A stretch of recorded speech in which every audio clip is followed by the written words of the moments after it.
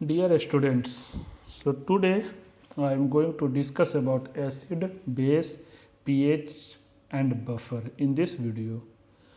So पहले मैं आप सबको बताना चाहता हूँ कि एसिड क्या होता है, बेस क्या होता है, पीएच एंड बफर क्या होता है। हम इस चीज़ के बारे में आज डिस्कस करेंगे इस वीडियो के थ्रू।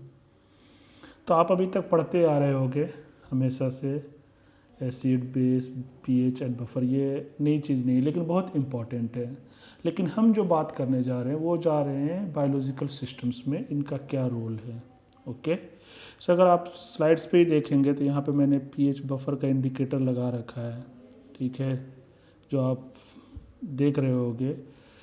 मीन्स क्लास ये दिखाया जा रहा है कि आपको किस तरीके से इंडिकेटर्स होते हैं और एसिडिक, न्यूट्रल एंड बेसिक क्या होते हैं ये, ठीक है, पीएच। तो ये सारी चीज़ जो हम जो स्लाइड्स के ऊपर में ही आपको जो दिखा रहा हूँ, दो फिगर, उसके बारे में ही बेसिकली हम लोग डिस्कस करेंगे आज के बारे में क्लास में, ठीक है। सो फर्स्ट हम लोग स्टार्ट करते हैं कि एसिड क्या है, बेस क्या है, पीएच क्या है और बफर क्या है और इनके बीच रिलेशन क्या है, क्यों इकट्ठा मैं बताने जा रहा हूँ, ये डिस्कशन का मैटर है। सो नेक्स्ट इज एक्चुअली जो substance which dissolve in waters they release single positively charged hydrogen ions. Okay, जो भी सब्सटेंस डिजॉल्व होता है वाटर में वो क्या करता है, रिलीज करता है पॉजिटिवली चार्ज हाइड्रोजन आयंस, ठीक है। So these charge molecules can attach to the other molecules and in doing so change their properties. तो होता क्या है कि जो भी सब्सटेंस डिजॉल्व हुआ वाटर में वो क्या करता है कि positively charge hydrogen ion release करता है और ये जो चार्ज मैटर है ये क्या करेगा, दूसरे मॉलिक्यूल के साथ अटैच कर जाता है और अटैच करने की वजह से क्या होगा, उसकी प्रॉपर्टीज को ये चेंज करेगा, ठीक है। जैसे कि protons in acid rain can damage plants and you are probably familiar with excess stomach acidity that affect the digestion. जैसे कि हम लोग समझते हैं कि पॉजिटिव चार्ज क्या हो रहा है कि किसी के साथ कंबाइन कर जा रहा है, फिर क्या कर रहा है, वो इफेक्ट करता है और उस जिसके साथ ये अटैच करे उस प्रॉपर्टी को चेंज कर, जैसे एसिड रेन के केस में होता है, ये डैमेज करता है प्लांट्स को। और बहुत सारे जो आप पढ़ते हो कि जो पॉलिसी मारते हैं उनको डैमेज कर रहा है acid rain, acidity same case. तो उसी तरीके से जो भी सब्सटेंस रिलीज करता है H plus is called as the acid and the substance which attach to the H plus is called as the base. Is it clear? जो substance which can release H plus called the acid and substance that attach to H plus called the base. So what acid do? Okay, जैसा कि मैंने heading बनाया कि acid donates H plus, basically substance which donate H plus is called acid. जैसे कि अगर हम लोग hydrochloric acid HCl, very famous acid, is added to the water, it dissolves and ionizes releasing the H plus ions and Cl minus ions. जो hydrochloric acid होता है जो कि बहुत फेमस एसिड से है, ठीक है, जब ये डिजोल्व करते हैं वाटर तो ये क्या करता है, आयोनाइज करके प्रोड्यूस करता है H plus ion and Cl minus ions. Because H plus concentration has increase such a solution is called acidic, ठीक है, क्योंकि यहाँ पे क्या होता है H प्लस कॉन्सेंट्रेशन का जो है वो इंक्रीज कर जाता है, इसलिए इस तरीके के सोल्यूशंस को हम लोग एसिडिक सोल्यूशन कहते हैं। समझ में आ रहा है? सोल्यूशंस क्या होता है, जिस सॉल्यूशंस में एसिड का अमाउंट ज़्यादा है, H प्लस कॉन्सेंट्रेशन ज़्यादा है, that solutions will be called as the acidic solutions. Okay, so because just like a combustion reactions of propanes and oxygen, the dissolution of HCl to form its ion is a complete reactions, ठीक है। और ये जो HCl का डिसोल्यूशंस है वो क्या है, it is a complete reactions है ना, मीन्स कम्प्लीटली इट डिजोल्व और it can ionise, dissolve and ionise into H plus and Cl।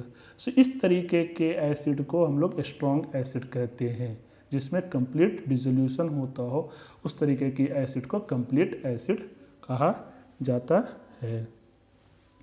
सो इसमें आप जैसे कि हमने दिखाया कि प्रोपेन के केस में क्या होता है कि जो प्रोपेन है वो रिएक्ट करता है ऑक्सीजन के प्रोड्यूस करता है carbon dioxide, waters and energy, this is the products. So same thing HCl do, HCl will give rise to the H plus and Cl minus.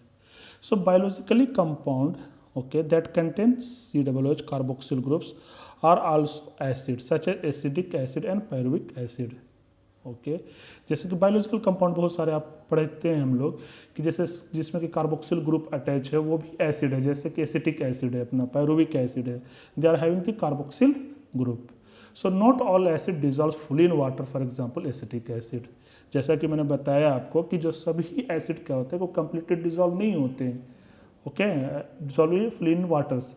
जो कंप्लीट डिजॉल्व हो रहे that called as the strong acid and those which are not complete dissolving is called as the weak acids. So जैसे कि मैंने बताया आपको KCl जो था वो स्ट्रॉन्ग एसिड था and acetic acid which is present in biological systems is called as the weak acid because it is not completely dissolved in waters and reaction is not complete, so it's called as the weak acid. Bases क्या होते हैं? Base basically accept H plus. Acid donates H plus and base क्या करता है? Accept करता है H plus. सो अगर हम NOH को ऐड करते हैं वाटर में, it dissolves NaNH releasing OH and Na plus ions. अगर उस तरीके जैसे KCl के बारे में मैंने बताया था, यहाँ पे अगर आप NOH को ले लो और उसको अगर आप ऐड करते हो वाटर में और तो डिजॉल्व करते हैं और तब क्या होता है, it ionises and produce the Na plus and OH minus ions. Because the concentration of OH minus increases and OH absorbs H plus to form water, such a solution is basic. तो उस तरीके के solution में क्या होगा कि OH का concentration बढ़ जाता है, ठीक है, एंड जो कि एब्जॉर्ब कर लेता है H प्लस को, तो उस तरीके के सोल्यूशन को हम लोग बेसिक सोल्यूशन कहते हैं. ठीक है. एंड चूंकि जो NOH का रिएक्शन है वो कंप्लीट है, it is completely dissolve and ionises to produce the Na plus OH, it's called as the strong base.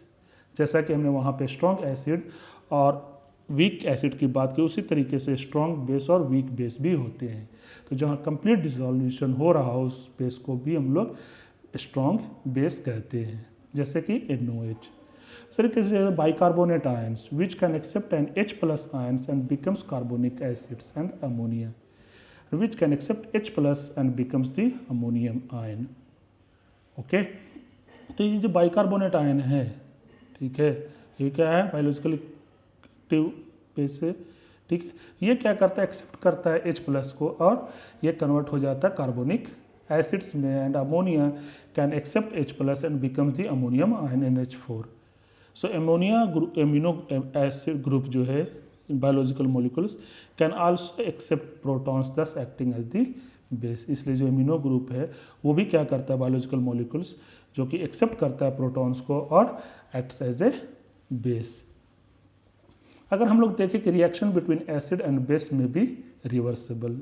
ठीक है, अगर आप देखोगे रिएक्शंस इनका, तो जो अगर आप वीक एसिड्स को डिजोल्व करते हैं waters, two reaction happens. First क्या होता है? Acidic acid form its ions, जैसे कि CH3COOH gets converted into CH3COO minus plus H plus. Then once ions are reform they reform acetic acid. फिर ये आयन क्या हो सकता है? रिफॉर्म एसिटिक एसिड, जैसे CH3COO minus plus H plus give rise to the CH3COOH. ठीक है, ये क्या करते हैं? फिर से एसिटिक एसिड बना रहे हैं. सो इस तरीके के reaction is the reversible reactions. इसीलिए जो बोलते हैं कि एसिड एंड बेस का जो रिएक्शंस है may be the reversible. I think मुझे लगता है क्लियर हो रहा होगा आपको. अब हम लोग बात करते हैं वाटर. वाटर क्या है? Is also a weak acids. Okay, it is slight but significant to ionise into hydroxide ions and hydrogen ion H plus and OH minus. इसमें एक्चुअली होता क्या है कि जब two water molecule participate in this ionisation, इसमें one of the molecules capture a hydrogen ions from the other. एक molecule जो है दूसरे से हाइड्रोजन आयन को कैप्चर करता है, फॉर्मिंग ए हाइड्रोक्साइड आयन और हाइड्रोनियम आयन. इसीलिए वाटर जो है क्या है? वीक एसिड है. ठीक है, नेक्स्ट हम लोग बात करते हैं pH की. pH क्या होता है?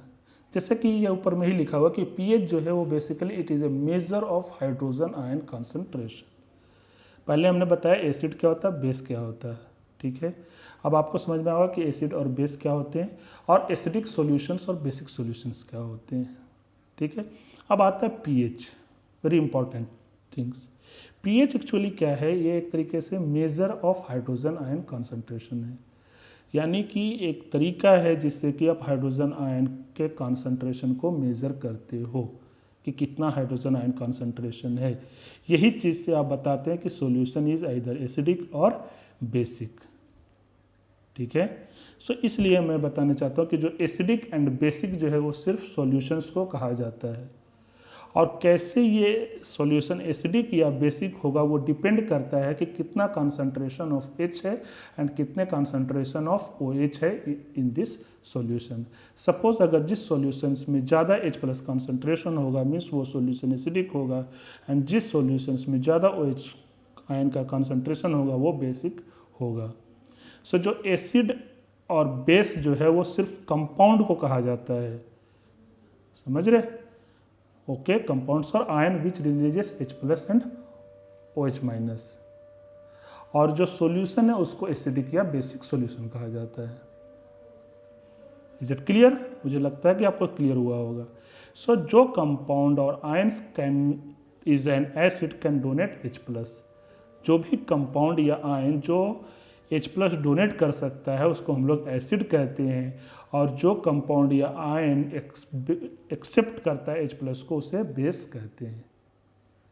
और जो सॉल्यूशंस में ये चीज़ H प्लस की कॉन्सेंट्रेशन ज़्यादा होती है उसको एसिडिक कहते हैं, और जिस सॉल्यूशन में OH माइनस की कॉन्सेंट्रेशन ज़्यादा होती है उसे बेसिक सॉल्यूशन कहते हैं।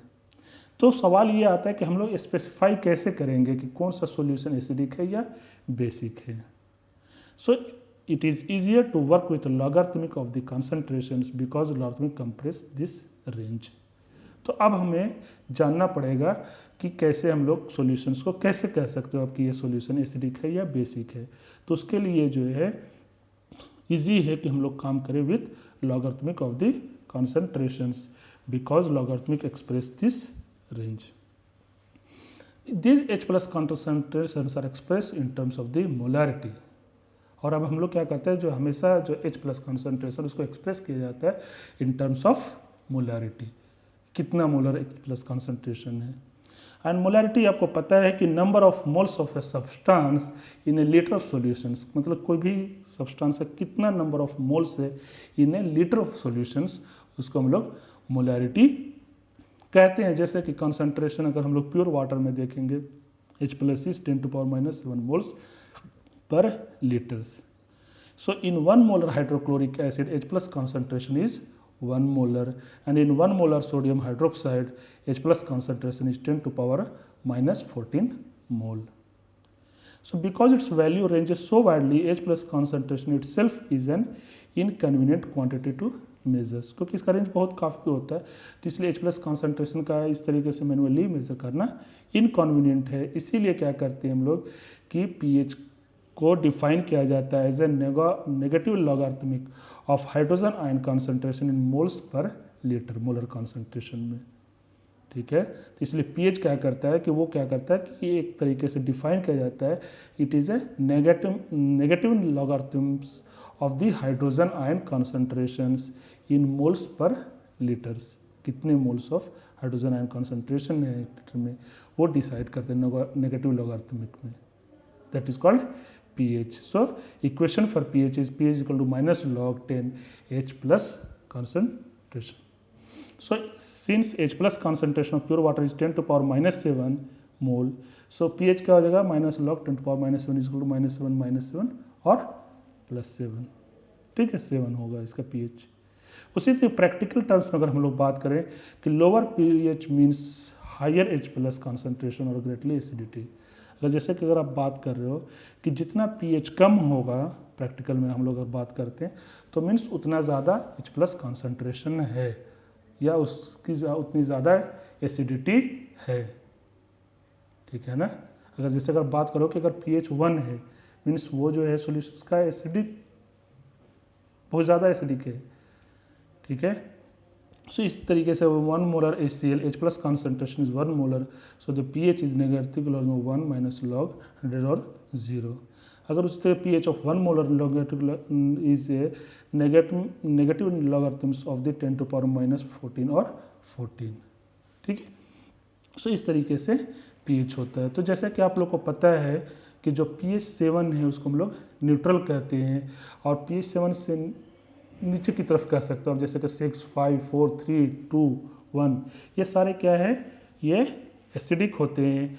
और जो 7 से ऊपर हैं, 8, 9, 10, 11, 12 ऊपर जितने भी जाओ, those are the basic solutions. ठीक है, तो एसिडिक, न्यूट्रल एंड बेसिक। तो 7 जो है वो क्या है, this is the neutral pH, है ना। और उससे जो घटता चला जाएगा, तो मीन्स जितना नंबर कम होगा उतना ज़्यादा एसिडिटी होगी, जितना नंबर बढ़ता चला जाएगा सपोज, तो वो एसिडिटी घटते घटते वो न्यूट्रल की तरफ आएगा, देन न्यूट्रल से वो बेस की तरफ मूव करने लग जाएगा। जैसे हम लोग लेमन जूस का अगर देखें पीएच, यहाँ पे काफ़ी चीज़ों का दिखा रखा हूँ, तो उसका क्या है, पीएच जस्ट 2 है, एसिडिक इन नेचर है। वाइन जो आप लोग लेते हैं सब लोग, उसका पीएच 4 है।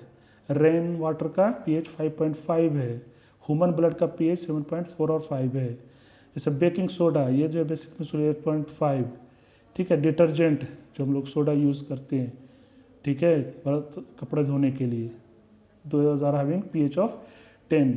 Bleach, they are having pH 12.5। इस तरीके से pH इम्पॉर्टेंट रोल प्ले करता है आपको ये बताने के लिए कि कौन सा सॉल्यूशन एसिडिक होगा या बेसिक होगा। ठीक है, तो नाउ आता है क्या चीज़, हम लोग बात करते हैं बफर। ठीक है, अब क्या आपने देखा कि पहले एसिड की मैंने बात किया, फिर बेस का, फिर पीएच का, तो आप ये देखेंगे कि सबका रिलेशन है। एसिड बेस को कौन बता रहा है कि एसिड है या बेस है, पीएच बता रहा है। ठीक है ना। अब क्या है, बफर है। तो बफर क्या करता है, इट मिनिमाइज पीएच चेंज। ठीक है, सपोज जैसे कि अगर पीएच में आपने बताया कि ये डिपेंड करता है H+ कॉन्सेंट्रेशन पे। ठीक है, तो क्या हम लोग H+ जितना भी बढ़ाते चले जाएंगे तो वो कुछ काम करता रहेगा या क्या कुछ प्रॉब्लम आ जाएगी, है ना ये क्वेश्चन। तो अब हम लोग बात करते हैं बफर का। ये उस क्वेश्चन का आंसर आपको बताएगा कि बफर क्या करता है।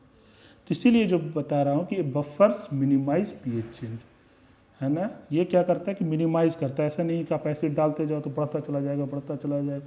OH डालते चले जा रहे हम तो मीन्स अगर OH कॉन्सेंट्रेशन बढ़ाते जा रहे तो बढ़ता जाएगा, नो। अगर ऐसा होगा तो फिर क्या होगा, biological systems they can not work, it become fatal, they can die. ठीक है, तो इस चीज़ को समझने के लिए आपको बफर का जानना ज़रूरी है।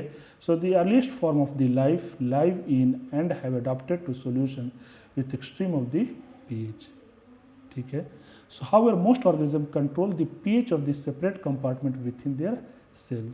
हम लोग जो देखते हैं बहुत सारे जो ऑर्गेनिज्म, ठीक है, एक सेल के अंदर भी कई कंपार्टमेंट होते हैं जैसा कि आपको पता है, और उन सब का भी पीएच अलग अलग है ना। कितना मतलब अलग तरीके की बात है कि भाई एक सेल है उसके अंदर भी अलग अलग कंपार्टमेंट के भी अलग अलग पीएच हो सकते हैं। हाउ, किस तरीके से ये रेगुलेट होता है। So this is because of the buffer. So जैसे कि normal pH of the human red blood cell for example is 7.4 and it's deviation of even a few tenth of the pH unit can be fatal. ठीक है, जैसे कि human अगर red blood cells की बात करें तो इसका पीएच 7.4 होता है। अगर थोड़ा सा भी ना अगर चेंज होता है तो इट कैन बी दी फटल। So the control of pH is made possible in part by the buffer. तो ये कंट्रोल होता कैसे, this is only because of the buffer. Buffer can control the pH. So chemical mixtures that maintains relative constant pH even when substantial amount of an acid or base are added. ठीक है, तो buffer किसको कहते हैं कि वैसा mixtures, it is a mixtures of the chemicals, okay, which can maintain a relative constant pH, है ना। रिलेटिव कांस्टेंट, नॉट एग्जैक्ट वही पीएच, लेकिन रिलेटिवली वो कांस्टेंट पीएच को मेंटेन करता है इवन दो अगर आप उसमें एसिड या बेस ऐड करते रहते हैं तो। ठीक है, वैसे मिक्सचर्स को, केमिकल मिक्सचर्स को बफर कहते हैं। किसको कहते हैं, chemical mixtures which can maintain relative constant pH even if we are adding a substantial amount of an acid और बेस। ठीक है, तो आप समझ में आ गया होगा आपको क्यों बफर इम्पॉर्टेंट है। बेसिकली बफर क्या है, it is A mixtures of weak acid and it's corresponding base, means weak acid and weak base, for example carbonic acid and bicarbonate ion. अगर जैसे कि अगर सपोज इसमें हम लोग एसिड ऐड कर देते हैं to a solution containing this buffer, okay, जिसमें कि carbonic acid and bicarbonate ion है, so not all H+ ion from that acid stay in this solutions. ठीक है, जैसा कि अगर मान लो कि एक बफर है जिसमें carbonic acid and bicarbonate ion है, ठीक है, तो अगर उस बफर में हम ऐड कर देते हैं एसिड, तो ऐसा नहीं कि वो सभी जो H+ आयन है ना वो स्टे करेगा सॉल्यूशंस में। इंस्टेड बल्कि many of them combine with bicarbonate ions to produce more carbonic acids. ठीक है, वो क्या कर देंगे कि कंबाइन कर जाएंगे H+ आयन के साथ। ठीक है, H+ आयन जो आप ऐड कर रहे हो वो क्या करेगा, कंबाइन कर जाएगा बाइकार्बोनेट आयन के साथ, और बाइकार्बोनेट आयन क्या करेगा, वो प्रोड्यूस करेगा कार्बोनिक एसिड्स को। So thus reaction uses some of the H+ ion in the solution and decreases the acidifying effect of the added acids। तो इस तरीके से क्या हुआ कि वो जो आपने ऐड किया एसिड उसको क्या कि इसने ले लिया बाइकार्बोनेट आयन, और उस तरीके से क्या हुआ, जो एसिड ऐड कर रहे हो आप उसकी एसिडिटी क्या हो रही है, घटती चली जाती है। ठीक है, तो इसलिए अगर अमाउंट ऑफ एसिड या बेस ऐड करते हो तो ये जो बफर होते हैं वो मिनिमाइज करते हैं आपके चेंज इन pH। उसी तरीके से अगर सपोज बेस ऐड कर देते हो आप तो रिएक्शन एसेंशियली रिवर्स हो जाएगा। ठीक है, तो उसमें क्या होगा, some of the carbonic acid जो है वो ionize to produce the bicarbonate ions and more H+, है ना। तो यहाँ पे क्या कर देगा कि जो कार्बोनिक एसिड है वो आयोनाइज करेगा और वो क्या करेगा, to produce the bicarbonate ions and more H+, और वो क्या कर देगा, H+ कॉन्सेंट्रेशन को भी बढ़ा देगा। ठीक है, तो उससे क्या होगा, उसकी वजह से which contracts the some of the added bases. So इस तरीके से बफर जो है वो मिनिमाइज करता है effect of the added acid और बेस ऑन द pH। इस तरीके से आपका जो बफर है वो मिनिमाइज करता है इफेक्ट का एसिड और base. So this is what happens in the blood where this buffering system is important in preventing the significant change in pH, है ना, ये जो कि हमारे सिस्टम में होता है। So a given amount of acid or base cause a smaller change in the pH in a buffered solution than in the unbuffered one। इसलिए अगर बफर सॉल्यूशन है तो वहाँ पे अगर एसिड या बेस ऐड करते हो बहुत छोटा चेंजेस ला सकता है वो, है ना। सो this is acid and base, pH and buffer. तो आपको क्लियर हुआ होगा काफ़ी हद तक कि ये चारों का रिलेशंस क्या है और क्यों इम्पॉर्टेंट है बायोलॉजिकल सिस्टम में, acid, base, pH and buffer. ठीक है, ये चारों आपस में रिलेटेड है जो कि मैंने आपको बताया। तो मुझे लगता है कि आपका कॉन्सेप्ट क्लियर हुआ होगा acid, base, pH and buffer के बारे में, और why they are actually important in the biological systems. So now I would like to say thanks for watching my videos, and अगर आपको अच्छा लगता है तो प्लीज़ कमेंट भी करें, शेयर भी करें, दूसरों को बताएं, ताकि और जो है सो मैं ज़्यादा से ज़्यादा वीडियो बना सकूं। ठीक है, so thanks for watching, thank you so much.